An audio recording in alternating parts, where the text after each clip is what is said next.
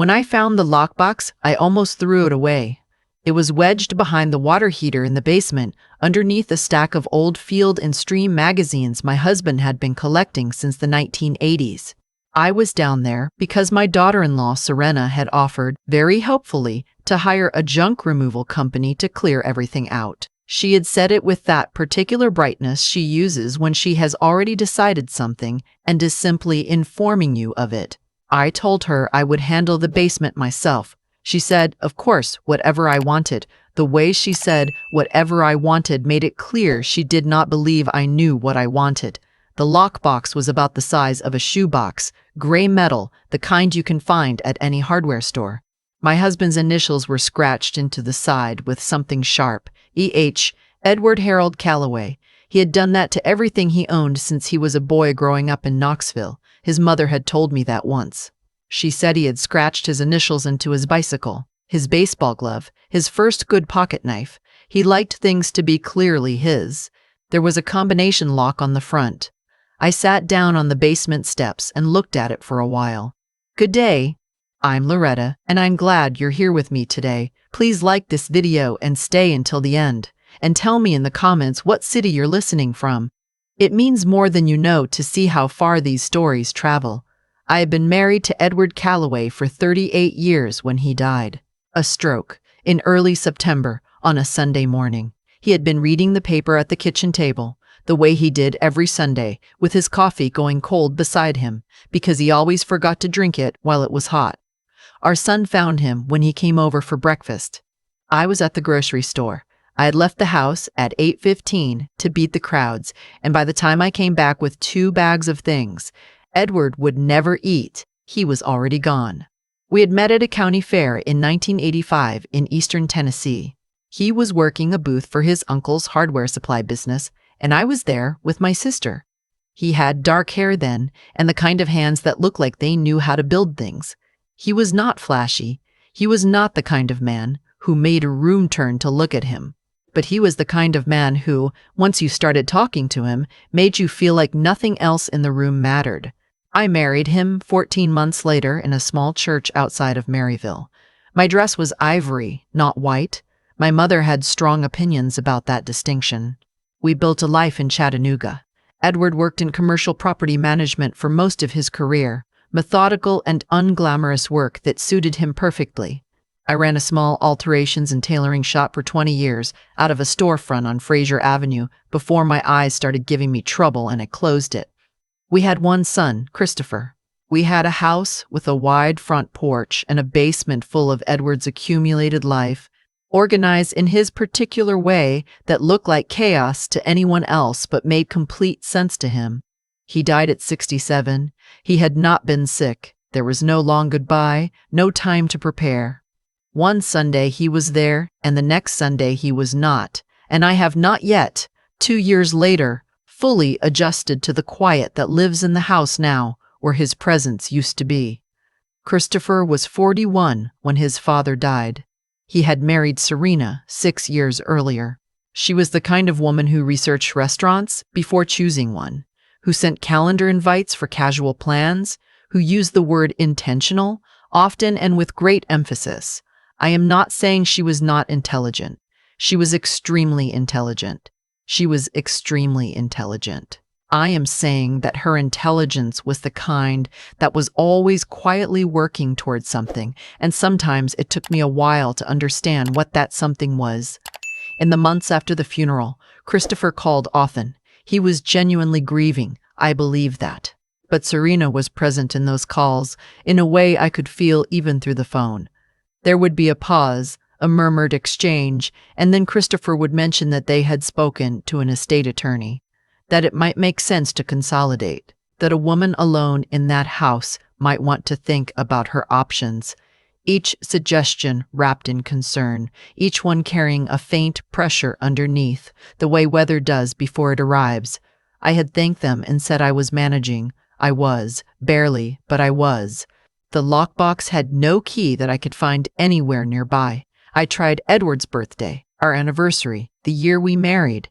On the 4th try, his mother's birthday, a date he had used for everything, the lock released with a soft click. I carried it upstairs to the kitchen table. I set it down and made myself a cup of coffee before I opened it. I don't know why. Some instinct, the same one maybe, that made me lock the back door first. Inside was a manila envelope, sealed and labeled in Edward's handwriting. For Loretta. Read Alone. Beneath the envelope was a smaller, sealed envelope, business-sized, with a name and phone number written on the front. A man named Vincent Marsh. Below his name, a firm, Marsh & Cole, estate attorneys, Cleveland, Tennessee. I did not know of Vincent Marsh. Edward had never mentioned that name to me. I put both envelopes on the table and sat with them for a long moment. The refrigerator hummed. A car passed outside. I thought about how Edward had always been a careful man. Not secretive. I had never thought of him as secretive. But careful. Precise. He triple-checked locks before bed and kept a written record of every repair he'd ever made to the house, dated and noted in a brown spiral notebook on the shelf in the garage. A careful man does not leave a lockbox behind a water heater by accident. I opened the manila envelope. The letter inside was 3 pages, handwritten, on the yellow legal pad paper he had used his whole life. He had large, even handwriting, and he had pressed down hard with the pen the way he always did, like he was making sure the words would last. He had written, Loretta. If you are reading this, then I wasn't able to tell you myself, and I am sorry for that. I started this letter 6 times over the past 3 years and couldn't finish it.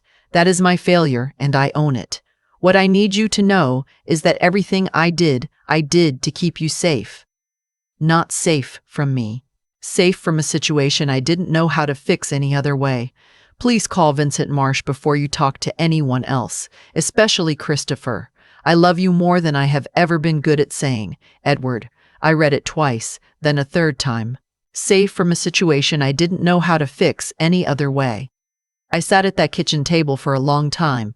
The coffee went cold. I did not sleep that night. I lay in our bed on my side and ran through every version of what that sentence could mean. I thought about our finances. We had a joint account, a modest retirement fund, a life insurance policy I had already filed. Everything had been accounted for. Everything had seemed ordinary. I had not questioned any of it because Edward had managed the details, and I had trusted him to do so completely, the way you trust a thing for so long that the trust itself becomes invisible. But there was a name on a business card I didn't recognize, and a lockbox hidden behind a water heater with my initials not on it. I got up at 5 in the morning. I made coffee. I read the letter again in the kitchen light. He had written more on the 2nd and 3rd pages. I will tell you the substance of it. Beginning about 8 years before he died, Edward had been quietly setting aside money, not hiding it from the household. We had always lived on our combined income, and the retirement accounts were as I knew them to be. But he had taken a portion of a property sale, a commercial lot in Bradley County, that he had invested in as a private partnership in the late 90s, a sale I had known about. Money I had assumed went back into the account, and he had redirected it, placed it in a separate account in both our names, with correspondence routed to a post office box he maintained at a UPS store on Highway 58. The account had grown. He had added to it carefully, consistently, over 8 years. The amount in the letter, written in plain numbers at the bottom of the 2nd page, was $284,000. He had written, I know how this looks. I know you are going to be angry, and you have every right to be, but I need you to understand why. And then he told me, 3 years into Christopher's marriage to Serena, Edward had begun to notice something. It was not dramatic. It was gradual, the way a room gets darker in the evening. You don't see it happening. You just look up and realize it's dark. Christopher had always been easy with money, a little careless the way young people sometimes are, but generous and warm underneath.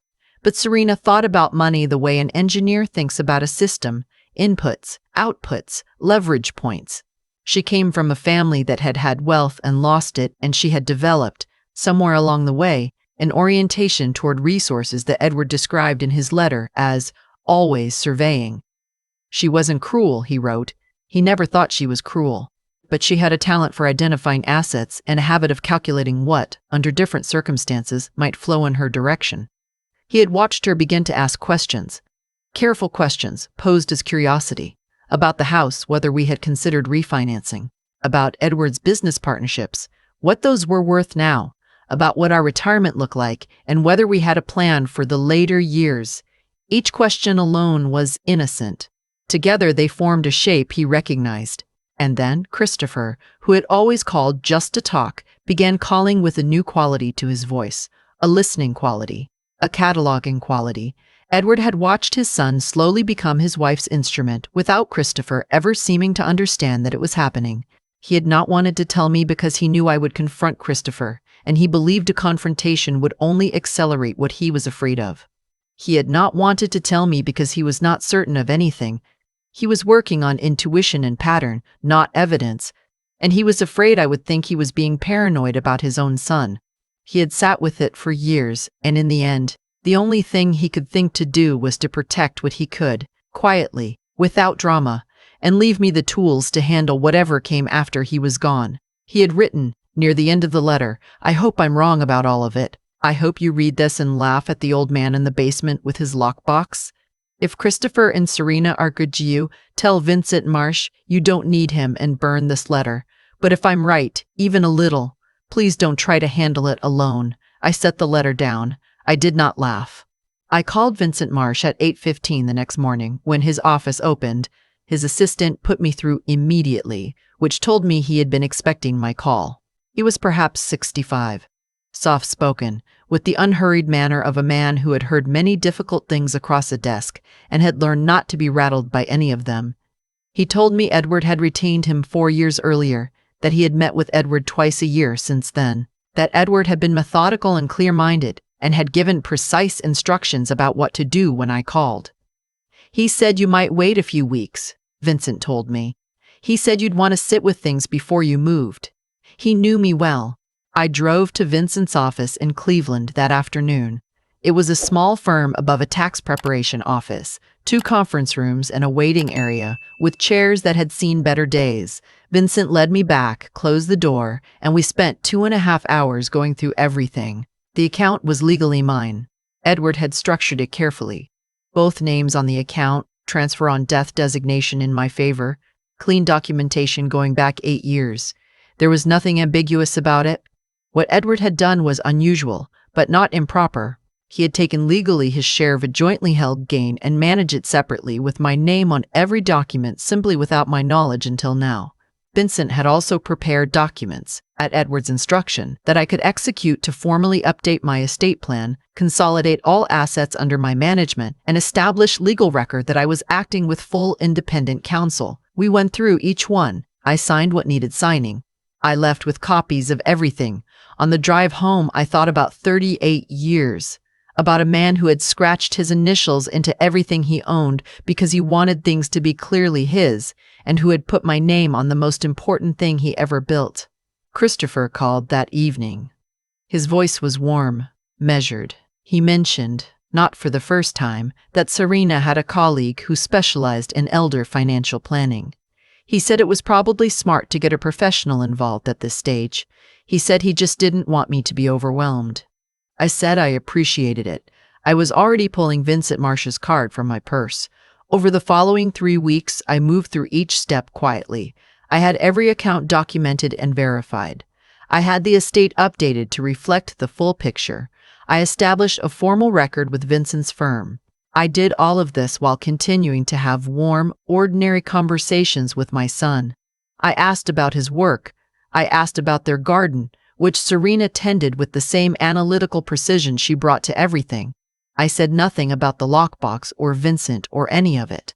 It was Serena who noticed first. It was always going to be Serena. She called on a Thursday afternoon.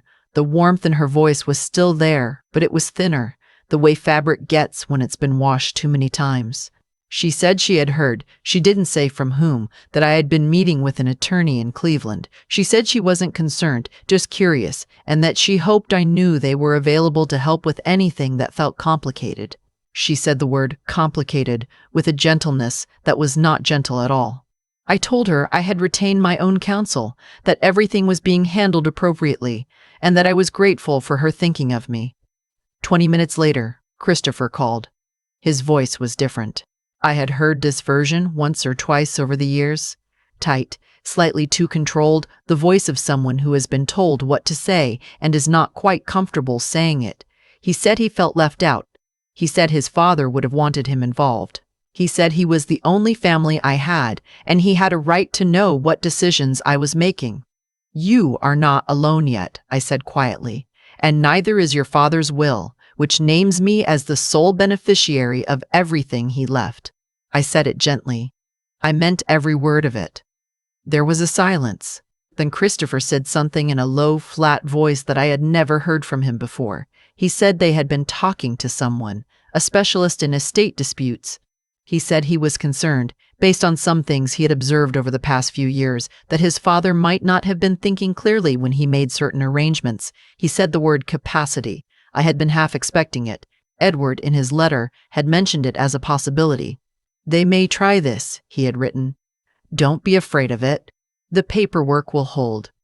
I said, "My attorney is Vincent Marsh. His number is on the firm's website. Any further communication about legal matters should go through him." I said it the same way I used to end difficult conversations with difficult parents in the tailoring shop. Firm, polite, final. I hung up. Then I sat at the kitchen table, in the chair where Edward used to read his paper, and I cried. Not because I was afraid, though the fear was real, but because there is a particular grief in the moment you stop giving someone the benefit of the doubt and accept what you are actually seeing. I had loved Christopher his entire life. I had watched him become someone I didn't fully recognize, and I had kept finding reasons to look away from that. Now I had run out of reasons. I gave myself 3 days. I went to my sister-in-law Peggy's house in Dayton and let her feed me and fuss over me and not ask too many questions. I walked her dog in the morning. I slept more than I had in months. I came back steadier. Christopher and Serena did not contact me while I was away. When I returned, there was a flower delivery waiting on the porch. Dahlias, which had been my mother's favorite. The card read, "Mom, we love you. None of this is coming out right. Can we please talk? Christopher and Serena." I put the flowers on the counter and looked at them. They were beautiful. That was, I understood, the point. Serena called that evening. Her voice was reconstructed into something soft. She talked about the stress of grief, how it distorted things, how they'd both said things they didn't mean. She talked about family being the only thing that mattered in the end. She suggested that a family conversation, informal, just the 3 of us over dinner, might help clear the air. She said there was surely enough for everyone, and that no one needed to treat this like a battle. Surely enough for everyone. There it was, wrapped in a dinner invitation. I thanked her for the flowers. I told her I needed more time. I kept my voice warm, slow, impossible to argue with. That week, I called people. I called my friend Wanda, who had been widowed 4 years earlier and who understood certain things without my having to explain them. I called my neighbor Jimmy, who was 70, and who had been watching out for me since Edward died in the quiet way that good neighbors do. I called my pastor. I called my granddaughter Lily, who was Christopher and Serena's daughter, 22 years old and living in Nashville, who had sent me a text 2 weeks earlier that said simply, "Grandma, I don't know what's happening, but I'm on your side. Just wanted you to know." Lily answered on the first ring. We talked for almost 2 hours. She was careful with her words, the way people are when they love 2 things that are pulling in different directions. But she told me enough. She said there had been a lot of conversation in her parents' house. She said she hadn't been comfortable with the tone of it. She said her mother had made a remark once, early on, about making sure the estate was handled correctly before Grandma made any decisions she'd regret. I did not ask Lily to choose sides. I just asked her to stay in my life. She said she wasn't going anywhere. Wanda came over for coffee on Tuesday. Jimmy stopped by on Friday with a bag of tomatoes from his garden because he had grown far more than he could use. My pastor called to check in. None of them knew the details, but their presence reminded me that I was not a woman alone in a house. I was a woman with a life in it. From Vincent's updates, Christopher and Serena had gone quiet on the legal front. No formal filing had come. But the silence felt thin, like ice in early spring. I used the time carefully. I completed every financial step Vincent had outlined. I updated my own estate documents to include a separate bequest to Lily, independent of her parents. I arranged for the separate account to be formally consolidated under my management, with a financial advisor Vincent recommended, a measured, no-nonsense woman in her 50s named Candace, who asked good questions and didn't waste words. Then one Saturday morning in April, I looked out my bedroom window and saw Christopher's car in the driveway. I went downstairs, put the kettle on, and opened the door. Serena was carrying a box of pastries from a bakery I had always loved. She was dressed in that particular way of hers, casual enough to suggest she hadn't tried, careful enough that she clearly had. Christopher looked tired. There were lines around his eyes I didn't remember seeing before, and for a moment, the mother in me responded to them automatically, the way it always had, with the reflex of wanting to smooth things over for him. I held that reflex at arm's length and stepped back to let them in. I served tea. I put the pastries on a plate. We sat at the kitchen table. I sat at the head of it. Serena opened gently. She talked about grief taking strange forms, about how fear makes people act in ways they later regret. About Edward, warmly, with a story about him teaching Christopher to change a tire that I was fairly certain had never happened. She was skilled. I will give her that. She had a gift for making something prepared sound spontaneous, for wearing sincerity the way some people wear a coat that fits just well enough. And then, so smoothly it might have been invisible to someone less prepared. The conversation shifted. She mentioned that she and Christopher had connected with a family transition consultant. Not a lawyer, she was quick to say, just someone who helped families navigate difficult periods. She suggested that a guided conversation might be healthier than going through attorneys. She said the word attorneys the way people say lawsuit, as though its very presence in the room was a failure of relationship. She said Edward surely wouldn't have wanted things to become adversarial.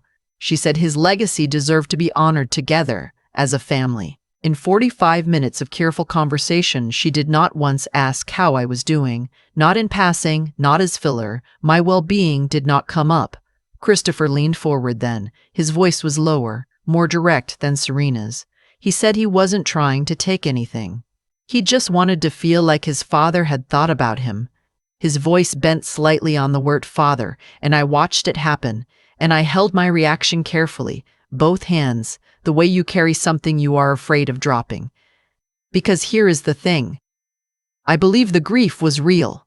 Whatever Serena had shaped him into, he had lost his father. That was real, and real pain does not make demands less calculated. Real pain does not make a strategy less of a strategy. I taught alterations for 20 years. I know the difference between fabric that has shifted naturally and fabric that has been pulled. I let them finish. I didn't rush them. Then I folded my hands on the table and I said, I love you, Christopher. I have loved you since before you had a name. That is not in question. But I am not going to discuss these matters outside of proper legal channels. Not because I am angry, because your father asked me to be careful, and I intend to honor that. Serena's expression shifted. Just briefly, just a flicker. But I saw it. The adjustment from persuasion to something harder. Christopher's voice changed too. The crack was gone, replaced by a flatness I recognized from the phone call weeks before. He said, Mom, we have documentation. Letters your father wrote in the last year that raise real questions about his state of mind. We have people who can speak to it. If you force this into the courts, we will use them. I felt cold. My voice did not feel cold. I said, Vincent Marsh has prepared a full response. I suggest you contact your own attorney before deciding to proceed. Edward's medical records from the last 4 years include 2 cognitive evaluations. Both are clean. The account records are meticulous and dated. Vincent has a letter from the attorney who witnessed Edward's instructions quarterly for the past 4 years. I paused. Then I said, if you have documentation, file it. I am ready. They left without touching their tea. Serena picked up her purse with the particular controlled movement of someone suppressing something much larger. Christopher did not look at me on the way out. I stood at the kitchen window and watched them back out of the driveway. My heart was going fast. I'm not going to pretend otherwise. There is something that moves through you like cold water when your own child threatens you, regardless of whether you are ready for it. but underneath the cold was something Edward had put there, the certainty that the paperwork would hold. I called Vincent. I told him what had happened. He said, "Let them file. We're ready." The petition arrived 3 weeks later, filed with the probate court in Hamilton County. It alleged that Edward had shown signs of cognitive decline in the years before his death, and that the separately held account should be redistributed under intestate succession, half to me, half to Christopher. Vincent filed our response within 10 days. It was thorough. Edward's medical records, both cognitive evaluations, the quarterly documentation from Vincent's own firm, an accounting of the separate account going back 8 years, every entry dated and internally consistent, the kind of record that a declining mind cannot produce. A statement from Candace, the financial advisor, regarding the account's sound and logical structure, and then Vincent showed me something I had not known about until he laid it on the table. Serena had made a mistake. In her early outreach to the family transition consultant, who was, it emerged, someone she had worked with previously in a business context and who was not, in any neutral sense, a consultant, she had sent a series of emails. Those emails had passed through several hands and ended up through channels Vincent declined to elaborate on in his possession. Legally obtained, he told me. That was enough for me. The emails were Serena's own words, written weeks before the flowers arrived on my porch. Before the pastries, before the gentle phone call about grief distorting things. She had written about establishing access before independent counsel is secured. She had written about the account as an asset whose existence can be leveraged. And in one email, in plain language, she had referred to me as the path of least resistance. I read those emails twice. I thought about the dahlias on my counter. I thought about the story about Edward and the tire that had never happened. Then I set them down and felt, not rage, which would have been easier, but the quiet finality of having confirmation for something I had been half refusing to believe for a very long time. The hearing was on a Tuesday morning in June. I dressed carefully. A navy blazer, gray slacks, the small garnet earrings Edward had given me for our 25th anniversary. I wanted to look like exactly what I was. The courtroom was small and procedural. Probate hearings usually are. Christopher and Serena were already seated when I arrived. Christopher looked at me when I walked in, and for a moment his face was unreadable, something working behind his eyes that I couldn't name. Then he looked at the table in front of him.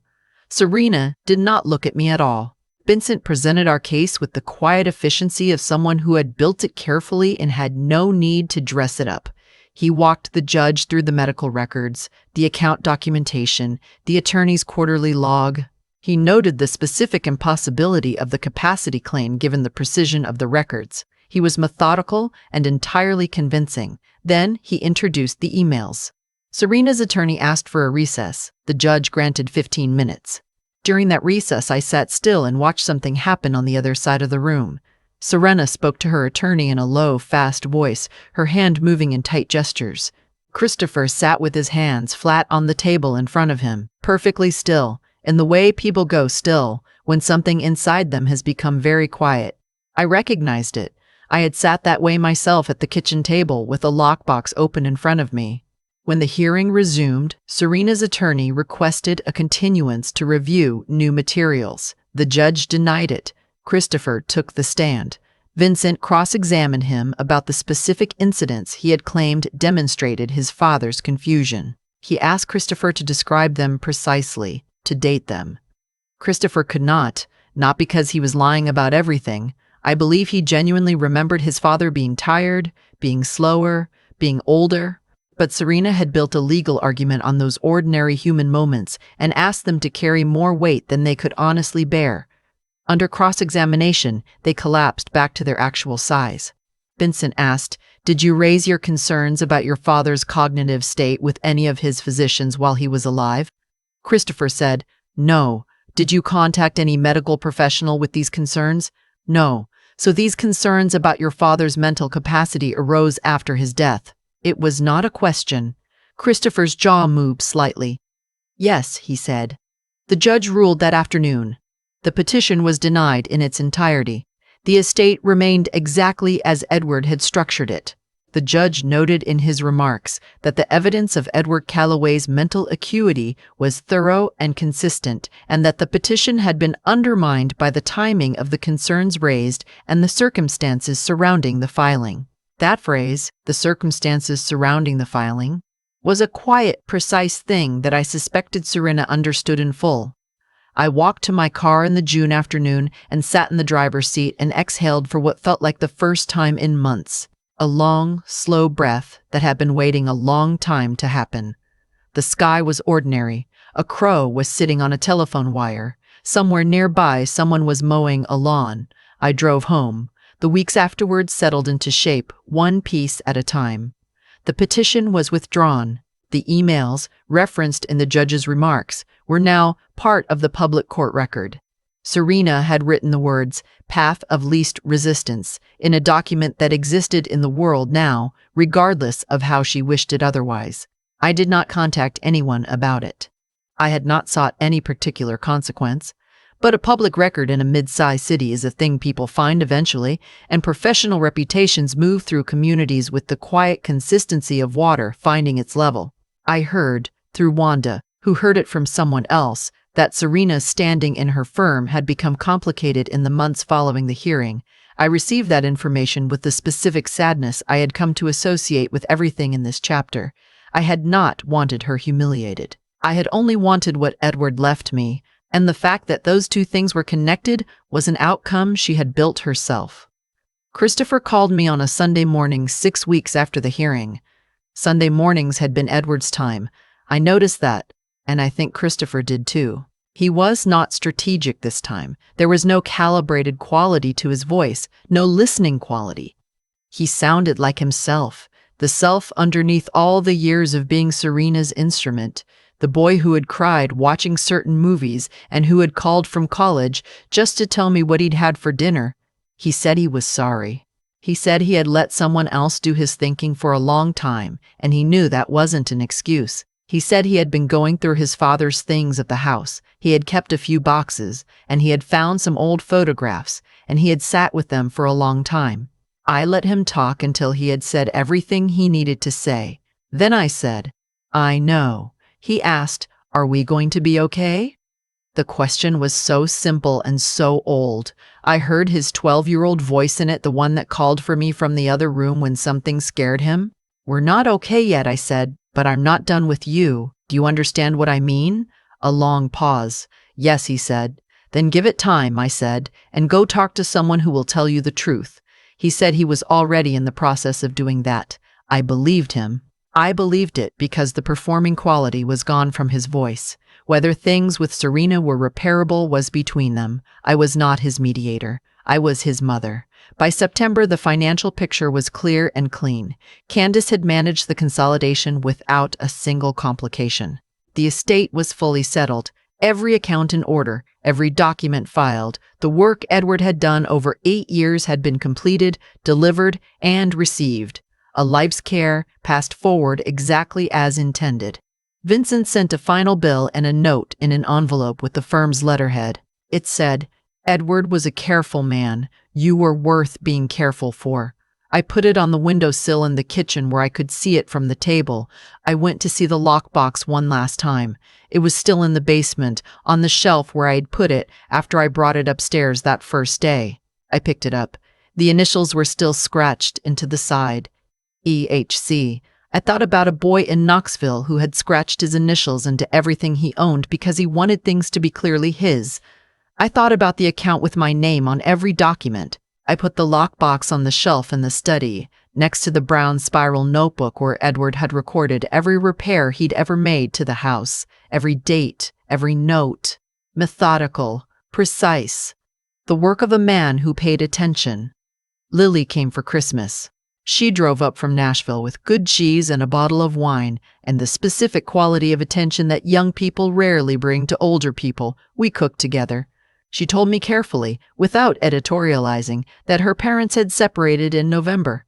I listened, without commenting. I did not feel triumphant. I felt the particular sadness of consequences arriving in their own time, wearing their ordinary faces. Christopher called on Christmas Eve. His calls had been becoming more like his father's calls, more like himself. He was not asking for anything. He was just calling. That is, I have found what rebuilding actually looks like. Not a conversation, a series of ordinary calls that accumulate slowly into something you can begin to trust again.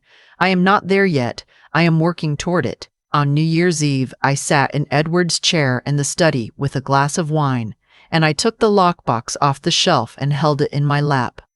I thought about a man who had carried something invisible for 8 years, certain I would know what to do with it when the time came. I had known. Eventually, I thought about what he had written. I hope you read this and laugh at the old man in the basement with his lockbox. I had not laughed, but I understood, now, everything he had meant by it, the hope that he was wrong, the preparation in case he was right, the love underneath both. I set the box down.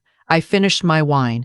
I went to bed at a reasonable hour because I had promised Wanda I would walk with her in the morning, and I did not intend to be late. My life is not the life I had before. That life had Edward in it, and nothing will put him back. But the life I have now is mine, fully mine, and it is not small. I have my house and my study window and my Tuesday mornings with Wanda and Lily's phone calls and Jimmy's tomatoes in August. I have an account that Edward built carefully for 38 years of knowing who I was, and a lockbox on a shelf that is the most complete love letter I have ever received. I want to say one thing plainly because I think someone listening needs to hear it. Trust is not blindness. Edward trusted me with open eyes, with full knowledge of who I was and what I was capable of, and he was right. Grief is not weakness. Anyone who looks at a woman in her 60s who has just lost the person she built her life with and sees an opportunity, they have made a serious mistake about the nature of loss and about the kind of woman loss tends to produce. He was careful enough to protect me. I was steady enough to honor it. If this story reached you today, if any part of it felt familiar, I would love to hear from you in the comments. Tell me where you're listening from. Share this with someone who needs it. And thank you for being here with me. I have thought a lot in the months since all of this settled about what actually happened.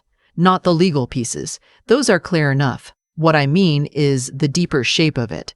Why things went the way they went. Serena was intelligent. I want to say that plainly because I think it matters. She was not a foolish woman. She planned carefully. She moved deliberately. She read situations well. And yet, she lost completely in a way that extended far beyond the courtroom. She lost the legal case. She lost her professional standing. She lost, eventually, the marriage. None of that was what I did to her. It was the return of what she had put into motion herself, arriving on its own schedule. That is the thing I keep coming back to. The choices we make about how to treat people, especially people we have decided are vulnerable, people we have labeled in our own minds as the path of least resistance, those choices do not stay contained. They move outward. They become part of a record, sometimes literally as they did in Serena's case, and sometimes just in the quieter way that reputations and relationships carry the weight of how we have actually behaved. There is no version of treating a grieving woman as a resource to be managed that ends cleanly. The calculation always has a return. And then there is Edward. I think about what it cost him to do what he did, to carry that quietly for 8 years. To write 6 drafts of a letter he couldn't finish, to sit with the knowledge of what he feared and find no way to say it out loud. That was not a small thing.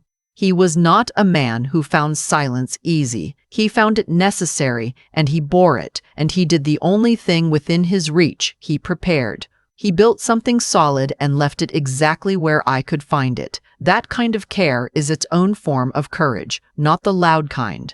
The kind that works in a basement with a combination lock and a yellow legal pad with no audience and no guarantee that it will ever matter. He could not know, when he started that account in 2003, whether his instincts were right. He could not know whether I would find the box, or know what to do with it, or have the steadiness to see it through. He trusted me anyway. He bet everything on who he believed I was. I think that is what I want to carry forward from all of this. Not the victory of the court ruling, which was real but also cold. Not even the money, which has given me a ease I did not expect and am genuinely grateful for. What I want to carry is that, the understanding that the most important things we do for the people we love are often invisible while we are doing them. Edward never told me about the account. He never got credit for it while he was alive. He did it anyway, carefully, year after year, because it was the right thing to do for the person he had chosen to protect. Christopher is rebuilding, slowly, in the way that real rebuilding happens, not through a single conversation, but through a long series of ordinary Sunday calls that are beginning, gradually, to sound like him again. I am not rushing it. Some things require exactly the time they require, and patience in those situations is not passivity. It is its own kind of strength, the decision to stay present for someone while they find their way back to themselves. Lily drove up last month just to have lunch. We sat on the front porch and talked for 3 hours about nothing in particular. It was, without question, one of the best afternoons I have had in 2 years. I am not the woman I was before Edward died. That woman had Edward, and I will not pretend the loss is anything other than what it is. But I am, I think, closer to the woman Edward believed I was when he scratched his initials into that lockbox and hid it behind the water heater. And that, in the end, is the only inheritance that truly belongs to me.